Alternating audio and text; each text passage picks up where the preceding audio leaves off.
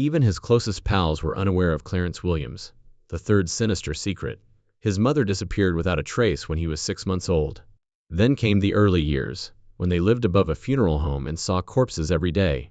It wasn't the worst part, though. Following one gruesome film role in 1995, FBI agents arrived on his set threatening to kill him. Hollywood was truly afraid of him, and the sad reality about why someone wanted him killed is revealed. On August 21, 1939, Clarence Williams III was born in Harlem. August air hung heavily over the city on that scorching day. Family stories hardly addressed his mother. There was silence, no name in the census, no picture in the albums. After Clarence turned 6 months old, no one saw her, according to a cousin who spoke to the New York Times in 2021. By 1943, the family had ceased funding the Western Union tracer because she had disappeared so thoroughly. Clarence Clay Williams Jr., his father, was a clarinetist. However, the big band gigs were dwindling by the time his son was born. The swing was waning. Smaller groups were less expensive.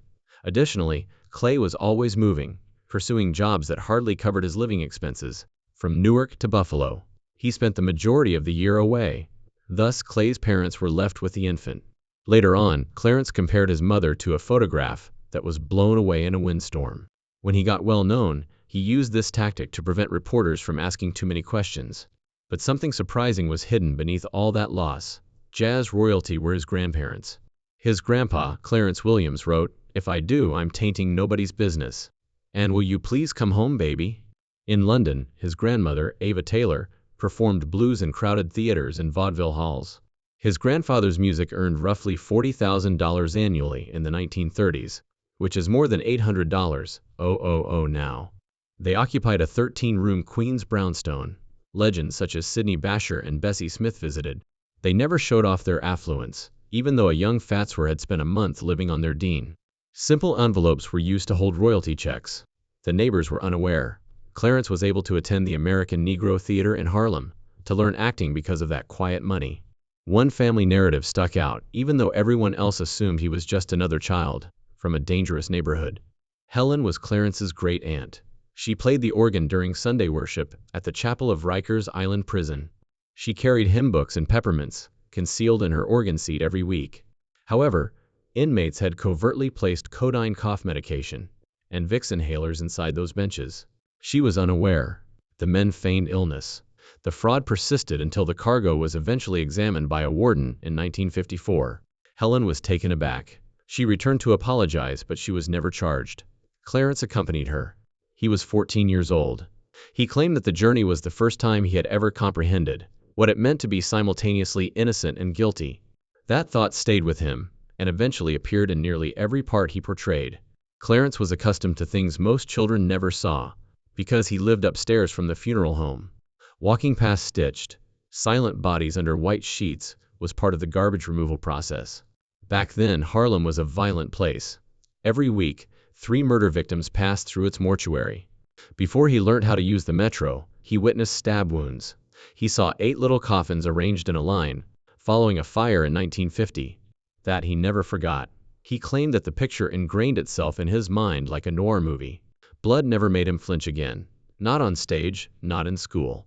In the 1960s, casting directors remarked that his gaze appeared radioactive. They referred to it as method acting.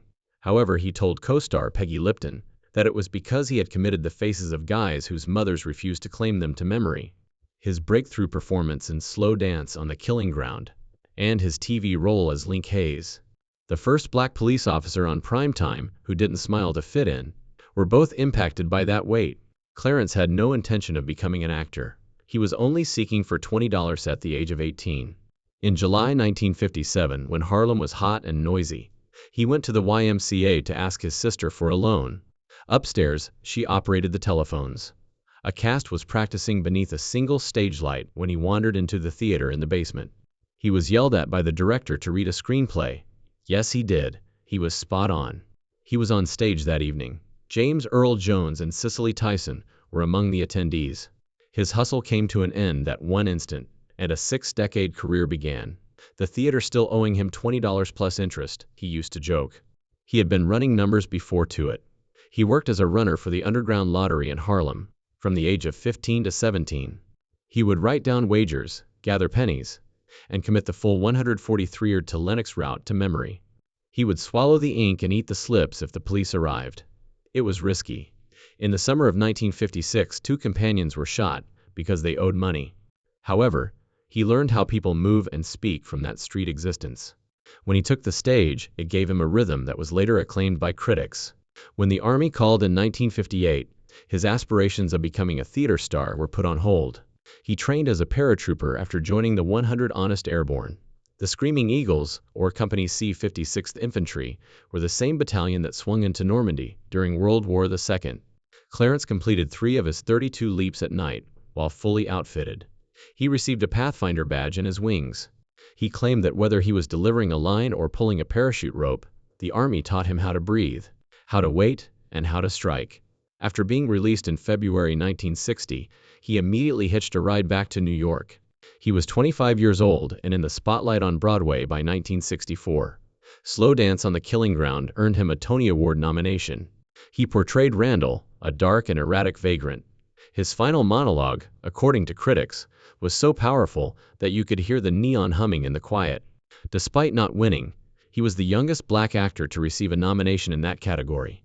Hollywood took notice, but he turned down large offers. He was offered a show by NBC at $2,500 each episode. He was offered a $500,000 film deal by Paramount. A sitcom part was offered by ABC. He rejected everything. Instead, he went to the stage. Plays didn't care that he only made $125 a week. He stated that he would like to play kings for peanuts, as opposed to sidekicks for gold. The mod team then arrived. In 1968, Aaron Spelling met more than 350 persons in his quest to find the ideal actor to play Link Hayes. The network was looking for a clean cut. However, everything changed when Clarence Williams entered the room for the third time. He wore a wool cap pulled low over his developing afro, army boots, and eyes that seemed to have seen it all. He didn't grin. He wasn't cautious. After watching him conduct a slow dance on the killing field, Bill Cosby silently phoned Spelling. Listen to what he said. "If you want lightning on film, that's your guy." Williams entered Paramount for the last audition on March 11, 1968, and instead of merely reading the lines, he fell silent. According to Spelling, the temperature in the room increased by 10. ABC went into a panic. Spelling threatened to cancel the entire show if Williams wasn't chosen, despite their belief that fans in the South wouldn't accept a black man in that role. And it was successful. On September 24, 1968, 26 million people watched the debut of the Mod Squad. The first black actor to play the lead in a primetime police drama was Clarence Williams III. Link had to witness a police officer stealing heroin in the season 2 episode, A Hint of Darkness. Williams talked to the crew off camera about the Harlem police officers he had witnessed as a child. He claimed that certain people arrived every Friday, took money-filled envelopes, grinned the same manner, and left. They once broke into a pool hall for $40, and the proprietor was arrested the next week for being $5 short. Williams urged the writers to include the entire bribe in the program, even though the director advised him to save the story for interviews. ABC intended to cut the action short and simply hint at what transpired. Williams vowed to leave. Spelling supported him when he remarked, "If the kids in Watts know this happens and we pretend it doesn't, they'll never trust us or you." In 1969, the scene was broadcast on November 11th. In addition to receiving 200 complaints from police unions, the show received its first Edgar Award nomination for depicting actual wrongdoing. It was tight behind the scenes. "One black, one white, one blonde" was the show's well-known tagline. However, the three of them did not always get along. 8 of the 12 main advertisements in 1970 used close-ups of Williams alone, according to Peggy Lipton's representative. In 1973, when he was intoxicated, Michael Cole confessed that he detested Clarence's ability to steal a scene silently. On June 2, 1971, Cole pushed Williams during a take during filming, sending him hurtling over a pier railing. For 2 hours there was no more shooting. Later, Lipton claimed that in order to prevent confrontations, they had to arrange photo shoots at different times. But the tension worked. There was genuine chemistry. That fall, ratings increased by 12%. Cole claimed years later that it was fear rather than hate. Clarence possessed gravitational pull, he claimed. Lucille Ball became one of Williams's closest mentors, although not many people are aware of this. At Desilu, their offices were adjacent to one another. She began inviting him to her Tuesday practices. After noticing how powerful he was on stage, she showed him how to deal with censors, strike punchlines, and let silence speak for itself. Lucy wrote a memo to the network president in 1970 when ABC attempted to force Williams to shave his afro. Hair does not a hoodlum make, audiences adore it. She signed it Lucy and applied red lipstick for a kiss. Overnight, the concept vanished. Williams claimed that he could still hear her shrill voice, asking him to hold off until the audience leaned forward, when he starred in Night and Day on Broadway years later. On each of his birthdays, she sent him flowers. On April 26, 1989, the day of her death, her final bouquet arrived. The letter simply read, "Happy birthday, kid. Love, Lucy." In 1963, Williams became friends with actress Gloria Foster. She was 30 and he was 24. They were cast in The Cool World and would quote rhinoceros while riding the train late at night. After years of small apartments and silent routines, they transitioned from rehearsal spaces to each other's arms. They married in front of a Clark County court in November 1967 after traveling 655 miles to Las Vegas, when Williams was teaching at Brandeis. Two college students, who had to return quickly for a sociology test, served as their witnesses. Rehearsals were never even interrupted. After the Mod Squad debuted 9 months later, they unexpectedly became well known in two places at once. Williams never talked about children. However, his daughter Hamie Phillips was listed as one of his heirs in his obituary upon his death in 2021. Born in 1974, she was adopted following a protracted custody dispute with a family friend. Her name was never used by the media. In homage to Gloria, she attended school as Jamie Foster. At the 1984 Purple Rain premiere, a photographer once attempted to take a picture of them. She never once made an appearance in any of Williams' shows, but he walked in front of the camera and declared, "This child does not work for your magazine." Additionally, he declined offers of reality TV agreements regarding their lives. She received $2.8 million from his inheritance after his death, which included proceeds from 46 movies and 118 TV shows. Silent loyalty, silent wealth. Williams persuaded producers to allow Foster to appear as a guest star on The Mod Squad in 1969. She portrayed a blind jazz musician on the run from murderers. The episode, which debuted on February 18, 1969, received a Nielsen rating of 27.2, surpassing The Laugh of Rowan and Martin. The audience adored it. More than 3,000 letters were received.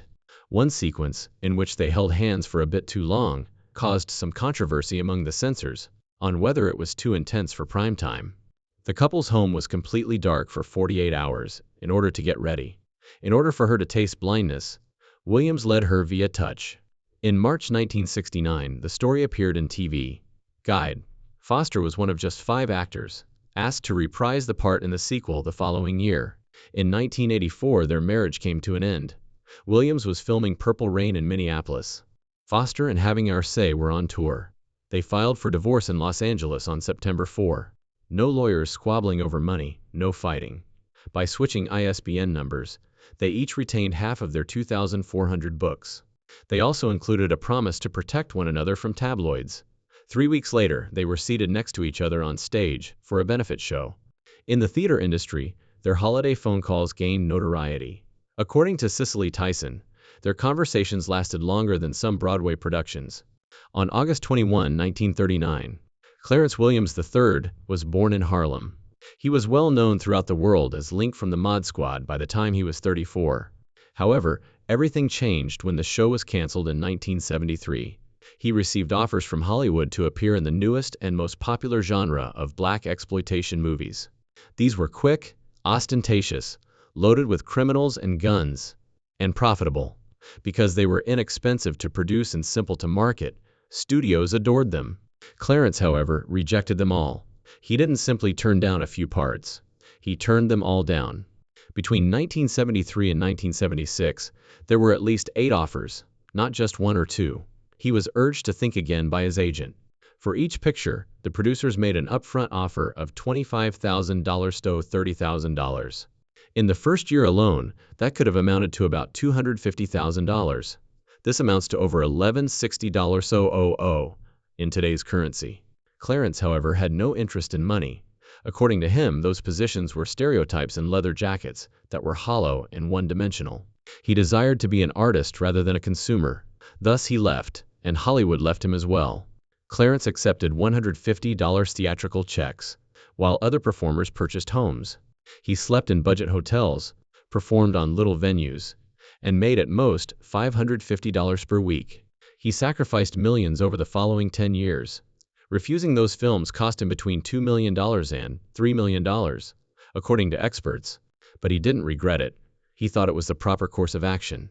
However, his choice was not universally praised. He was referred to as haughty by certain actors. He abandoned the community, they said. Many black actors got their first big break in blacks' exploitation movies. Roles, no matter how imperfect, were preferable to none at all. Clarence understood their words. He even acknowledged that they believed I was insane. But he did not waver. Being a pistol in a trench coat was not what he wanted. He aspired to be authentic. And he demonstrated it. He made a comeback to Broadway in 1979, 6 years after he left the film industry. He performed night and day opposite Dame Maggie Smith on November 26th, while standing beneath the dazzling lights of the amphitheater. He portrayed the multifaceted leader of a fledgling African country, President Magiba. The stereotype was not true. Critics were reminded of Clarence's significance by this genuine portrayal, which was profound, perceptive, and human. He wasn't a villain from a cartoon. In stillness, he was something more powerful, something dangerous. Not everyone missed that silence. Prince, then 25 years old, was getting ready to shoot Purple Rain in 1983. He noticed something in Clarence's eyes while watching old Mod Squad reruns. Anger, strength, and suffering. That guy can break me with his eyes. Hire him, Prince advised, and they did. With one caveat, Clarence consented. He would use actual pain. He delved into his own past, recalling incidents of a violent uncle in 1958 and police sirens in Harlem. He then locked himself in a hotel in Minneapolis. Just music, no contact, no calls. Eerie quiet and late nights. The crew was rendered speechless when the basement piano scene was filmed on November 27, 1983. Prince sobbed because of the intensity of one take. The piano keys were broken by another. No one was able to turn away, but Clarence never raised his voice. Then he received the call that permanently returned him. Director John Frankenheimer emailed him a copy of 52 Pickup on January 14, 1985, along with the words, "Bobby Shy, Clarence or nobody." The following day, Clarence was flying to Los Angeles. The allotted time for the audition was 30 minutes. It continued for 3 hours. Together, they created Bobby Shy, a murderer who spoke in rhymes like a perverted nursery rhyme and never screamed or trembled. Clarence rehearsed each phrase to a metronome's precise beat of 72 beats per minute, which is equivalent to the heart's resting rate. Reporters were informed by Frankenheimer that Shy was death in velvet gloves. In one episode, Clarence used a gigantic teddy bear to make up a threat. The audiences adored it. Critics described him as frightening. His performance became legendary, despite the movie earning only $5.2 million. That wasn't the end of Frankenheimer. He cast Clarence in 4 films from 1986 to 2000. Clarence was never merely a fictional figure. He was a formidable presence. He portrayed a butler in George Wallace, who said little but conveyed everything with a glance. He turned into a security-uniformed ghost in Reindeer Games, haunting the wealthy and reckless. According to Frankenheimer, Clarence's silhouette carried Harlem, and the plot changed when he appeared on television.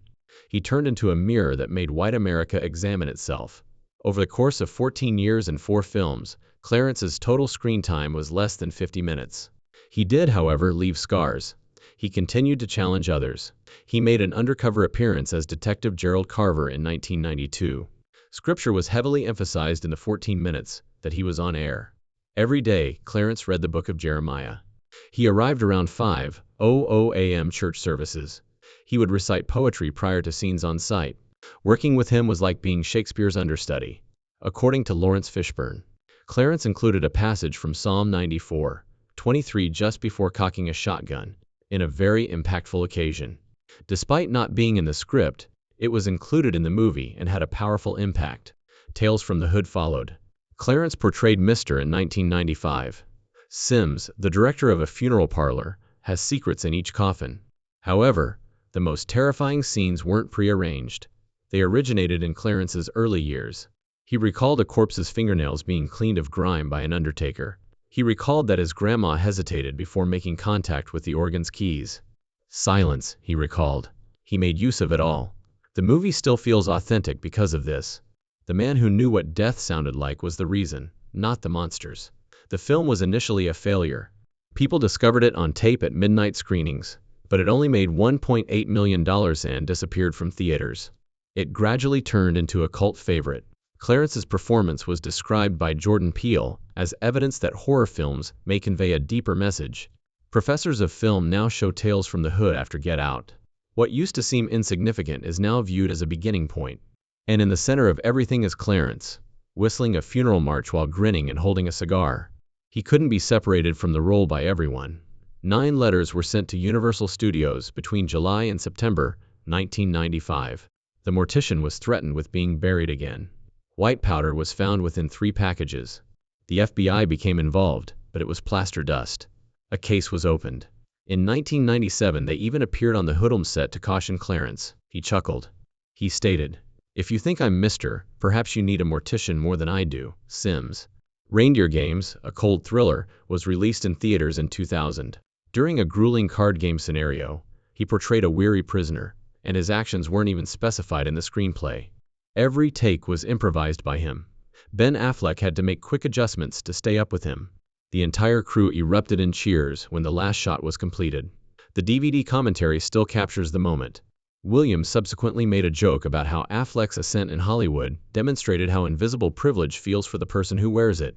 That line was picked up by newspapers, even though it was never included in the official press transcripts.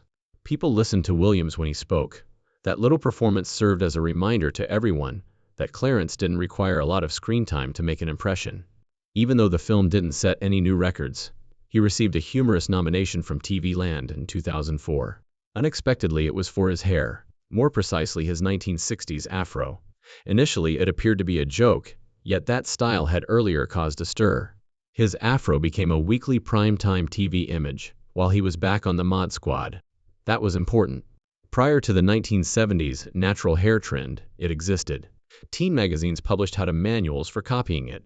The number of clients requesting Lynx's look increased for Harlem barbers. Those stories are still preserved in the New York Public Library. The honor was not given to him. The feathered flip of Farrah Fawcett took it. It didn't matter, though. His hair was already symbolic. It was more than just fashion. It represented arrogance, defiance, and a fresh kind of cool that declared, "This is who I am." According to sociologists, his hair paved the way for others. People like Solange Knowles and Angela Davis restored the power of textured hair. It all began with a daringly honest look. Williams accomplished something unexpected in 2005. He appeared in American Dragon, Jake Long, a Disney animated series. A 1,000-year-old dragon in human form, Counselor Andom, was voiced by him. This was unfamiliar for someone who typically portrayed serious characters in harsh dramas. He didn't take it lightly, though. He had a complete backstory in mind when he entered those voice recordings. He even requested that lines that sounded too contemporary be changed by the authors. He desired for Andom to feel old. He added lengthy pauses and slowed down the characters speaking. It was successful. Saturday morning viewers heard more than just a dragon. The weight of 1,000 years weighed on them. Roughly its debut season, the show drew roughly 2.3 million viewers. That indicated that more people heard Clarence's voice there than in any of his previous endeavors since the Mod Squad became viral. A whole new generation has recently been reached by him, and they continue to share his moments on the internet, quotations and GIFs with the label Counselor Wisdom. That animation breathed new life into his legend. Then came his last major motion picture part in 2013. It appeared in Lee Daniels' film, The Butler. A young Cecile Gaines was mentored by Clarence's character, Maynard, an elderly and composed hotel butler. He only appeared in 2 sequences in the movie, but they were significant. He wasn't loud or intense this time. He was knowledgeable, warm, and steady. The change was noted by critics. Here was a quiet rock of strength after years of portraying fearless, occasionally irate guys. In order to spare the 73-year-old actor from the New Orleans heat, Daniels even rearranged the production schedule for him. He claimed that it was the least we could do for a legend. The film ruled the box office when it was released in August. It was at the top for 3 weeks in a row. Ultimately, it generated $177 million from a $30 million budget. 5 years later, Clarence resigned from performing. It was the ideal last role for him. He was known not only for his acting but also for taking it very seriously. He knew every word of his lines on every set. He thought others would follow suit. He reportedly reprimanded a co-star in the 1993 movie, Sugar Hill, for using improper street language. "Did you come to tell the truth or to say lines?" The cast was rocked by just one sentence. After that, Wesley Snipes requested additional rehearsal time on the mod team. For 12 hours in a row, he maintained his character. No food, no breaks. The crew was aware of their cues. If they did, there were rumors of fines. He wasn't nasty, but he was intense. Indeed, it was admired. He saved them time, according to the directors. He cut shooting schedules by hours. Every second he spent working was precise. A cinematographer once referred to him as a human slate clap because of this. The entire crew locked in as soon as Clarence did. Ultimately, he kept something extremely confidential. No one was aware that he had colon cancer. No, not even his employers. He didn't discuss it in public.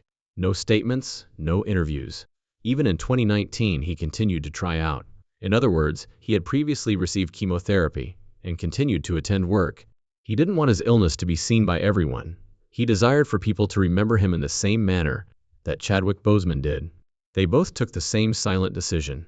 Doctors think that because insurance policies can be so strict, many actors choose to remain silent. Contracts could be canceled if word spreads. And Clarence desired to continue making money. His daughter now benefits from such residuals. There was more to that quiet as well.